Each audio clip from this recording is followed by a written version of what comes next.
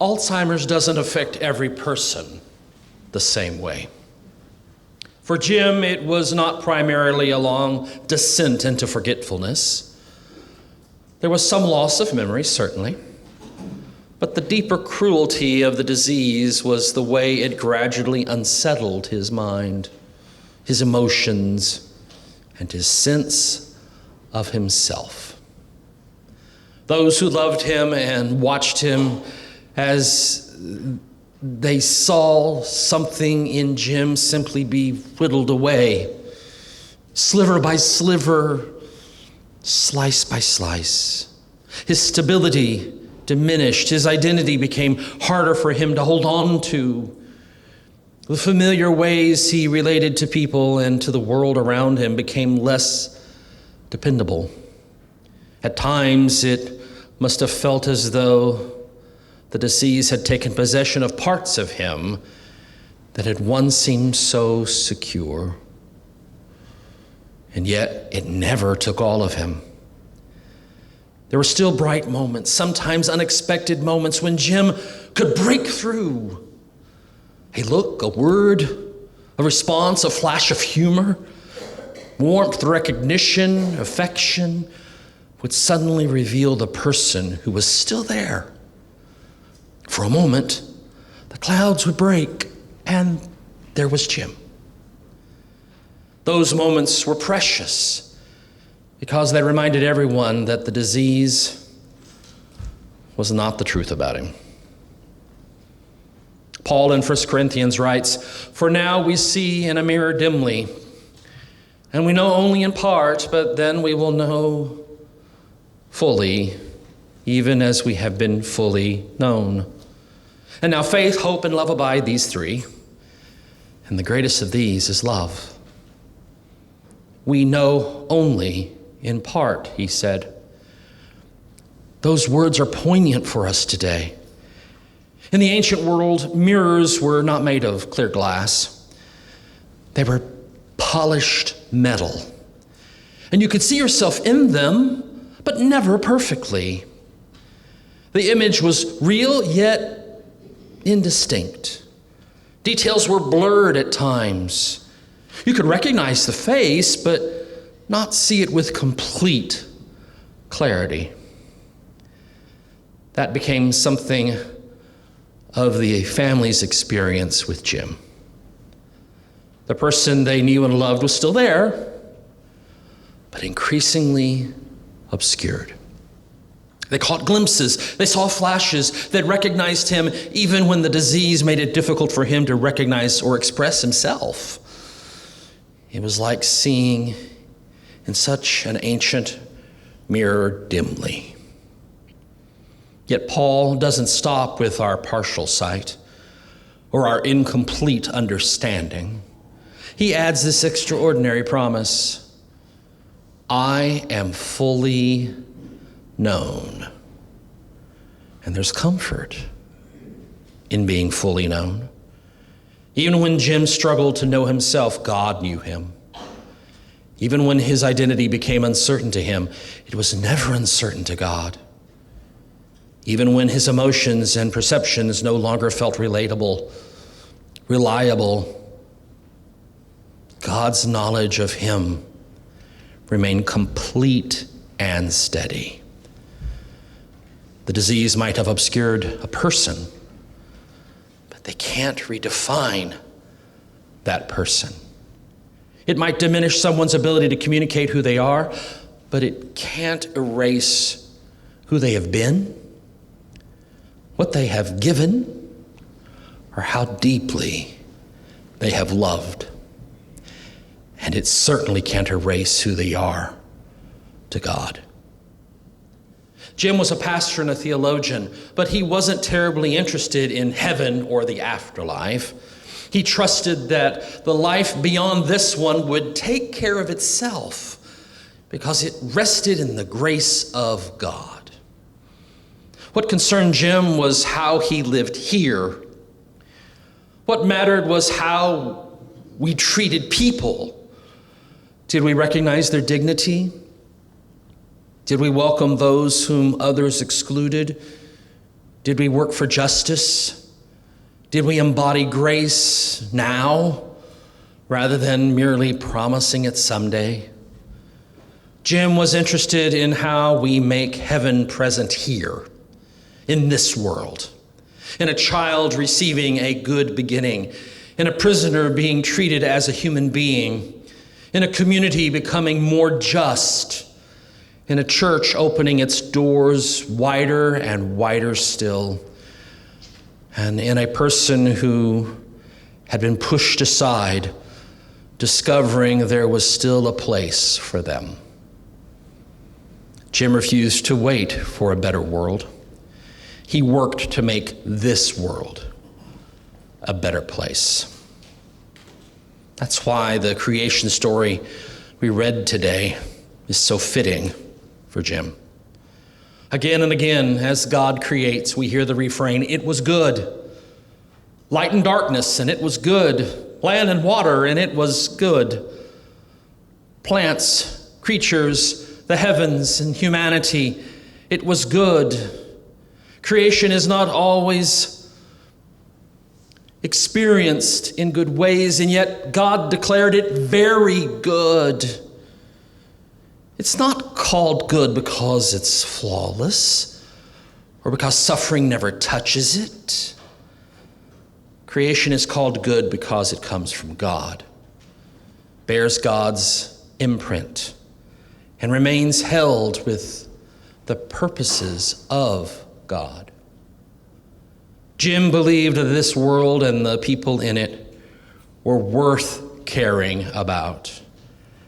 His commitment to education, social justice, church development, restorative justice, prison visitation, and community organizing all flowed from the conviction that goodness was not merely something to admire, it was something we are called to cultivate.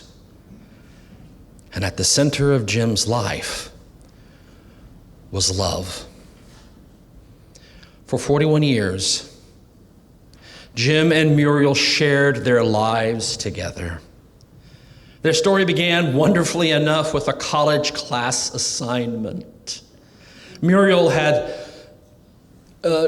was taking a class and had an assignment about relationships and marriage. So she interviewed Jim. What began as a homework assignment in November led to an engagement in February and a wedding on May the 4th. Wow. The Star Wars Day. May the 4th be with you. Yes. As Jim might say, Muriel must have received an A in that class because she got a husband out of it. Amen. Behind that humor was something deep and enduring. Jim had a way of making Muriel feel loved and appreciated. He wanted her to be happy. Through ordinary days and extraordinary ones, through ministry and retirement, music and travel, laughter and struggle, health and illness, they continued to share life together. Even as illness challenged Jim, that shared life was not undone. The disease altered the ways he could express himself. It sometimes obscured the man Muriel had known for so many years, but it couldn't erase the years of love they had built together. Love is not limited to what a person can remember in a given moment. Love is not invalidated when someone can no longer express it in familiar ways. Love is carried in a lifetime of choices, gestures, promises, sacrifices, laughter, companionship, and care. Paul says that faith, hope, and love abide. To abide means to remain. When so much else changes, love remains. When certainty disappears, love remains. When words fail, love remains. When illness makes a person harder to recognize, love remains.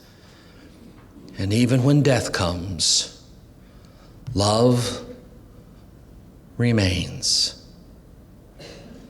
It remains in Muriel. It remains in John and Aaron, in Jim's family, in the congregations he served as pastor, in his colleagues and friends, in the lives of those who experienced grace, because Jim treated them as people of sacred worth. His strong tenor voice is now silent, though some here can probably still remember hearing it rise in worship and turning to see who was singing. His active ministry has ended. His mind is no longer clouded or unsettled by disease, and we entrust Jim to the grace Jim trusted throughout his life. When my time comes, I pray something similar could be said about me. To be entrusted to the grace that we all trust in throughout our lives. We don't need to explain everything. We don't need to pretend that the last 6 years were easy or find some way to make the pain seem less painful than it was. We simply trust that Jim is fully known, the whole Jim, the complete Jim, not merely the Jim of his illness, not merely the Jim of the difficult days, but the Jim who sang and preached and laughed and loved and traveled and taught and advocated and served and worked to make this world a more gracious and just place. The Jim who loved Muriel and wanted her to be happy. The Jim whose identity sometimes flashed brightly through the fog, reminding everyone that he never entirely disappeared. The last time I saw Jim, I sat there to pray with him. He said, "Let's pray." And so I did. And I said, "Amen." And he said, "Pretty good." That's high praise. God holds the whole of Jim now. And perhaps the finest way we can honor Jim is to continue practicing what he believed. Make someone feel welcome. Stand beside someone who has been pushed aside. Help a child flourish. Visit someone who has been forgotten. Work for justice. Sing with your whole heart. Let your soul ring. Tell the people you love that you love them. And then live in such a way that they know its truth. For now, we see in a mirror dimly. For now, we know only in part. But we are now fully known. And faith, hope, and love abide, these three. The greatest, the thing illness could obscure but never destroy, the thing death cannot undo, and the thing God will never allow to be lost, is love. Jim's love for you, and you, and you, and you, and you, and you, and us. Jim's love for God, and God's love for Jim and for us. Thanks be to God for the life and love of Jim Pemble. Amen. We've come to the time of remembrances. John and Aaron are going to speak, and then we'll invite family and friends who wish to say something. You can either come to this lectern here, or we do have a portable microphone that we can bring to you, if that would be better. Come and speak your words of remembrances for Jim.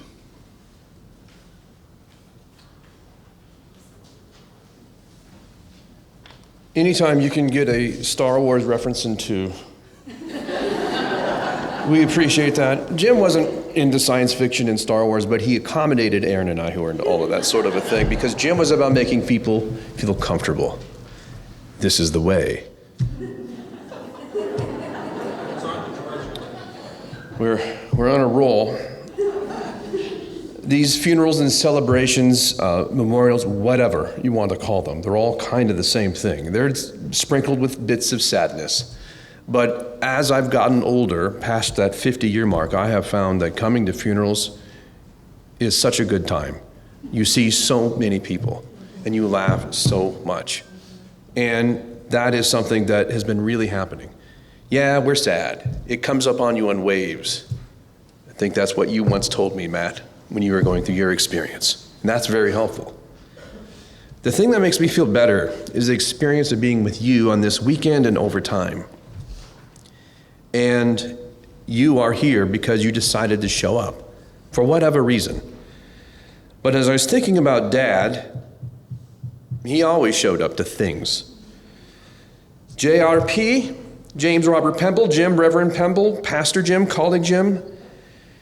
He was a pauper. He would show up sometimes when you didn't want him to. He peered in the window of my office once. This impish, you know what he looked like. And my colleague Sarah was saying, "John, there's a weird old man looking in." So that'd be my dad. He pops in. The police were not called because I stepped in. But he showed up. He did that, and I liked it. When I needed a hand, felt down, had a challenge, he would show up. When Aaron needed a hand, through a challenge, needed a recharge, he showed up. In recent years, we all know that he couldn't function the way he used to. That's how a cognitive disease works. And as we have talked about a lot, he mostly remained himself.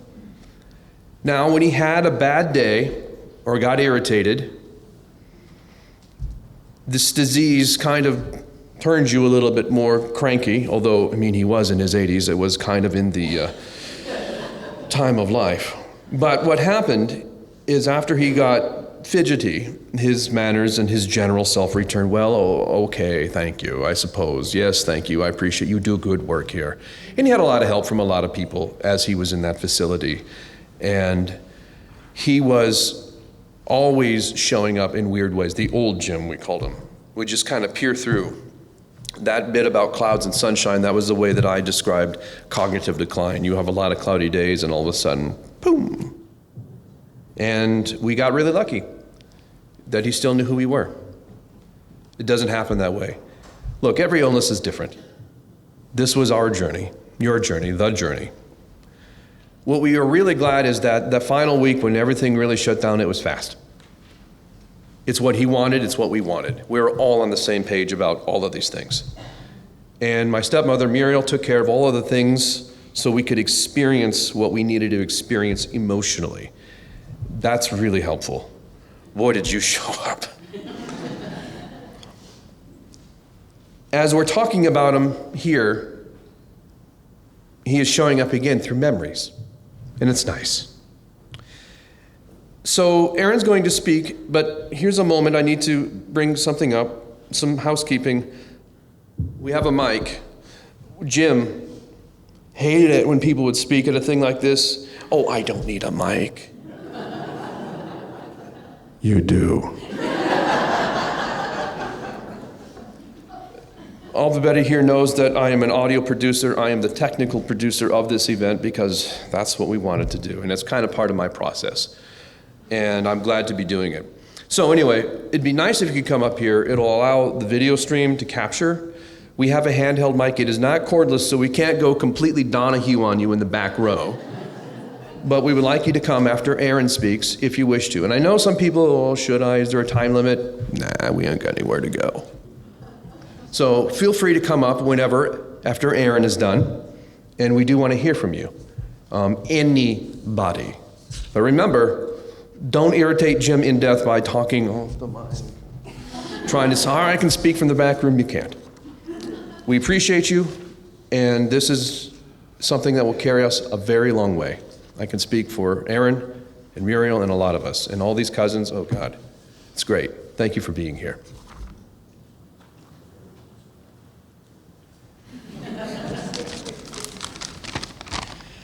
Well, it was kind of a struggle on what I wanted to say today.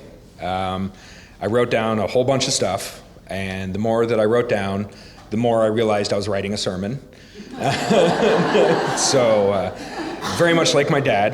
Like an example is that, it started with "Thank you all coming celebration for life," which, Dr. Gray covered right there, and that he shared a birthday with Elvis, who was the king, and Dad was the king of kindness and generosity and love and forgiveness, and he loved everyone, and that's really what he was about. I mean, he loved people, his congregation, loved Sturzing potato chips, lunch meat sandwiches, peeking through people's windows, showing up at my house randomly while I'm in my underwear, but whatever.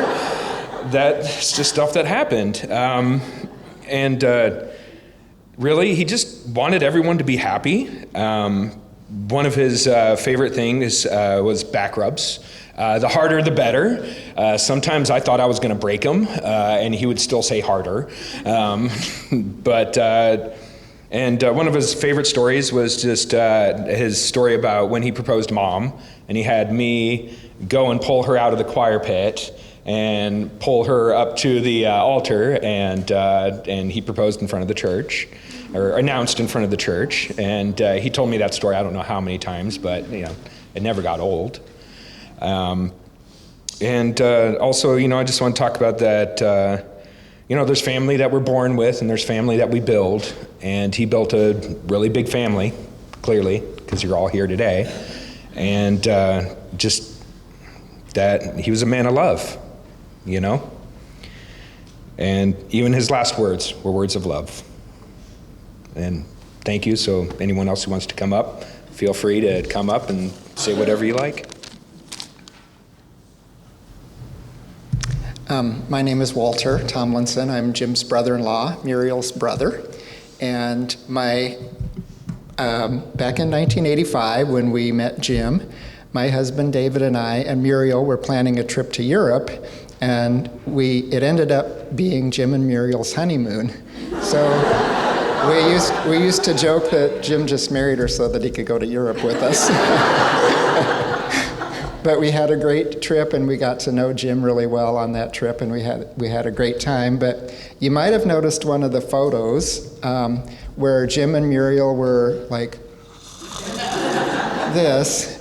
That was on the bus on one of our tour days. So we kept teasing them that they needed to sleep at night.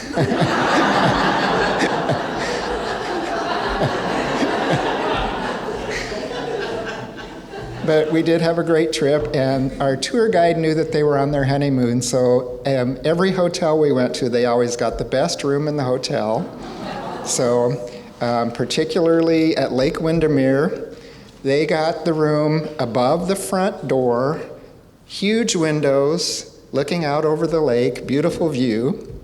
And David and I were in a little room down the hall with the window about this big, looking out on a sheep pasture. But we had a wonderful trip. We got to know Jim, and we're so glad he was a part of our family, and that John and the rest of John and Aaron and the rest of the family were part of our family as well. My name is Mona Holmstrom. I am from Minburn.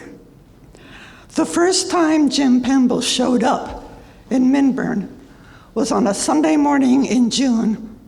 I was playing for church, and there was this voice from the back of the sanctuary that came down the aisle and dominated the service.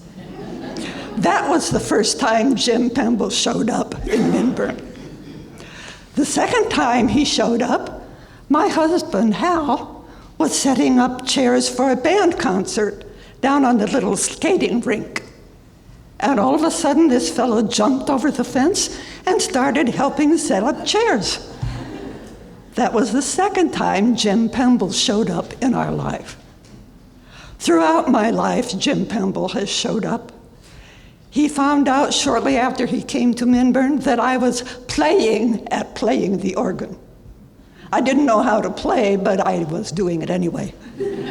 He took me in hand. He taught me how to play. That opened the door for me to attend Drake University and to go on and get my college degree in church music and organ. And I will be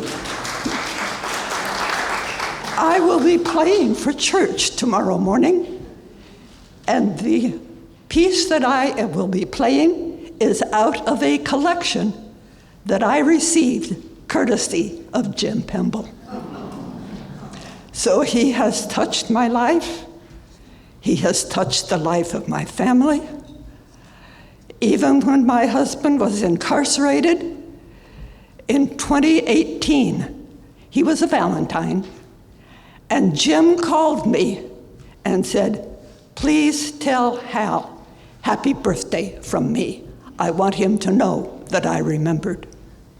So Jim Pemble was one who loved, who remembered, and who we will remember fondly all our days. I don't talk in public. I just play the piano and the organ. Anyhow, so Jim and I worked together for 5 years. Judith. Judith Henry, I worked with Jim back in Perry for 5 years. And we did a lot together, but we were very different from each other in personality, yet we managed to have a lot of fun. And one thing that I remember is we were both organists, and so I'm doing this big giant Bach piece, fugue, and I played it. You're supposed to play it on the big giant pipes, the mixtures and the biggest pipes you can get, and I thought it was dancing and it sounded like elephants on big pipes, so I put it on 8-in-1. Well, you guys don't know what 8. I put it on little flutes and danced it all over the place, and Jim goes, "Oh, you can't do that." And, and I said, "Well, I just did." So you wouldn't believe what happened. He went to a workshop that very week, and some lady who was running the workshop said, "I think Bach is on way too big of pipes. It should be dancing on little pipes." And he came back and said, that was a fun thing. That's good enough.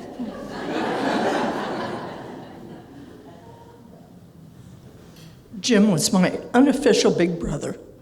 He came into our life in 1963 when he started college at Morningside.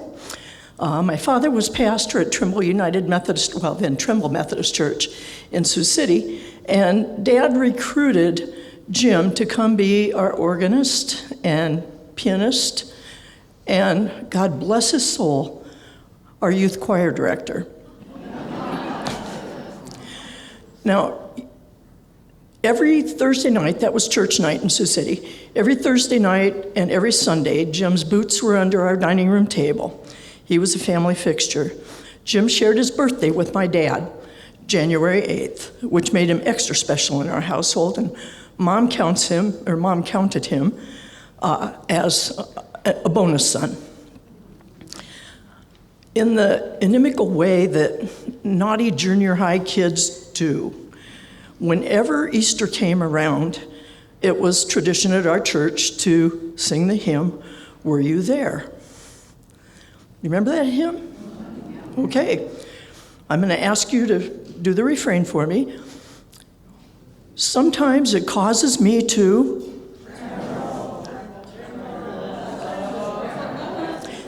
In our world, it was Pemble, Pemble, Pemble.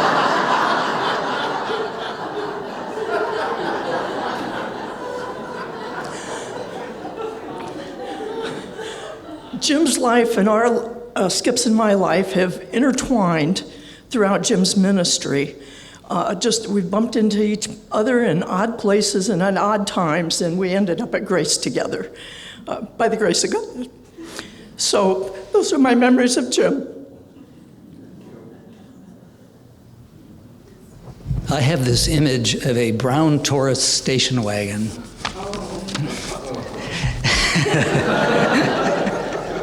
I'll get back to that. My name is John McMichael. I'm a member of St. Teresa Church here in Des Moines, and I was the bookkeeper for Amos for a number of years. And as such, Jim was a member of the Amos Finance Committee and one of the check signers.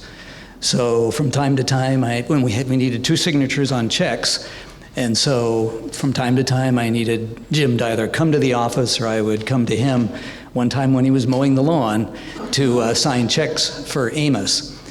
And in my exposure to Jim, I can't say that I knew him very well, but I really enjoyed getting to know the Jim that I did know. And it mentioned in the obituary that Jim was a passionate man. When Jim was angry, you knew he was angry. And when Jim laughed, he laughed with his whole self. And I so much enjoy, I can think of that, I can even remember that laughter right now. And sometimes when he would come to the office, he'd bring up something and he'd mention something about the Catholic Church. And I thought, Jim knows more about the Catholic faith than a lot of Catholics do. And I knew that Jim went to Unitarian services. And I got thinking about the idea of ecumenism, which is the movement to promote unity among Christian faiths. I think Jim could extend that beyond any faith. And I don't know anybody who had that kind of interest in other faiths. Now, the brown Taurus station wagon is about as unassuming a vehicle as you could have, but what was unique was the person who drove it. And there was only one Jim Pemble.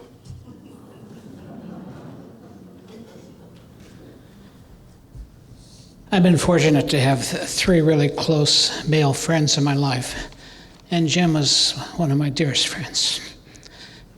Jim baptized my 3 children. When I was at Mitchellville, Jim was at Colfax. Jim would stop almost every week to see how I was doing. I was just a young pastor. He had a few years on me. He taught me a lot.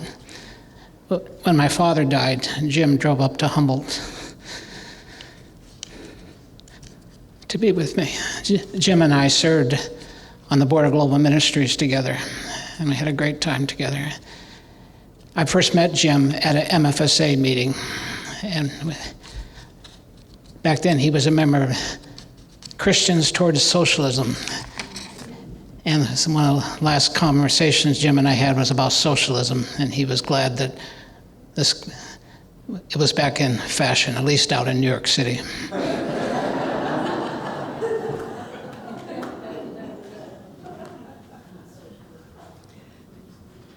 My name's Julie Polson. I'm a preacher's kid, and I'm talking loud because in the back we can't hear a lot of you. My dad, Jim Polson, a retired pastor, United Methodist, was Methodist, recruited Jim Pemble and Terry Rossiter to be John and Charles Wesley in a youth rally when I was about 3. And I remember running around in the office watching them dress up like those guys and put on the wigs and everything. And then Jim stood up and had memorized the character of a Methodist and recited it. It is the best of my memory that was what it was. It might have been a sermon, but it was amazing. And I just kind of, as a little 3-year-old, fell in love with both of these good-looking guys who, my dad really liked and my mom really liked. And my mom, who's 94, is here, and she remembers John to be also kind of like a son. And he seems like a brother to me, too, whoever that lady was that said that. And saw John grow up. I saw the first family and knew them, and then was delighted when Muriel came along. And Jim and I were at many meetings together and had a lot of great times as he reminisced about my dad and affirmed me. And the really cool thing was I think I was kind of like a little sister to him because he sent me a birthday card every year, which is pretty amazing. Hi. I don't think you guys can all see me, but my name is Heidi Bellick. I am one of Jim's nieces. All of these people are our family, and I know they have a lot of stories, probably a lot of stories Uncle Jim may not want us to tell. But, and in fact, I actually don't have any particular story, but I just want to share the memory of Jim. One of the things that I loved, let me go back real quick. Uncle Jim is the fourth child in line. There were 5 children. There were 3 boys and 2 girls.